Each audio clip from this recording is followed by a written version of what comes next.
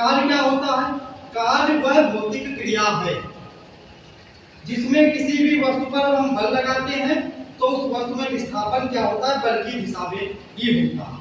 कहने का मतलब यह है कि जिस डायरेक्शन में, जिस दिशा में हम फोर्स अप्लाई करेंगे या फोर्स हम लगाएंगे उसी दिशा में विस्थापन होगा। तो कार्य करने के लिए हमको दो भौतिक राशियों की आवश्यकता होती है, या हम इन अदर वर्ड भी कह सकते हैं, दूसरे शब्दों में हम कह सकते हैं कार्य जो भौतिक राशि है वो दो भौतिक राशियों पर निर्भर करती है। एक तो आपका बल, दूसरा बल की दिशा में विस्थापन होना चाहिए। अब W is equal to F vector F dot vector S होगा। जब किसी भी वस्तु पर हम बल लगाएंगे तो विस्थापन उसी दिशा में होगा।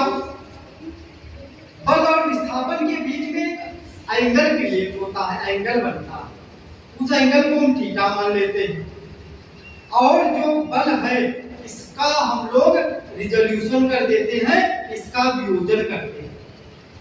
तो इसके दो घटक हमको प्राप्त होते हैं, एक क्षैतिज घटक प्राप्त होगा, एक ऊर्ध्वाधर घटक प्राप्त होगा।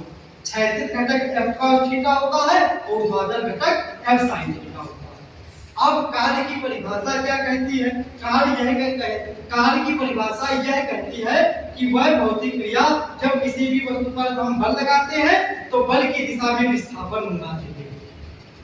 तो जो कार्य का गणितीय फार्मूला हम लेंगे, कार्य का जो गणितीय सूत्र बनेगा वो W बराबर बनेगा बल और बल की दिशा में विस्थापन का घटक दो हम यहाँ पर लेंगे, ऊर्ध्वाधर घटक, एक क्षैतिज घटक। कार्य का जो फार्मूला बनेगा, सूत्र बनेगा, उस सूत्र में हम जो है जिस वस्तु पर बल लगाएंगे और बल की दिशा में जो विस्थापन का घटक होगा, कौन सा घटक लेंगे? बल की दिशा के में जो विस्थापन का घटक होगा। ठीक है।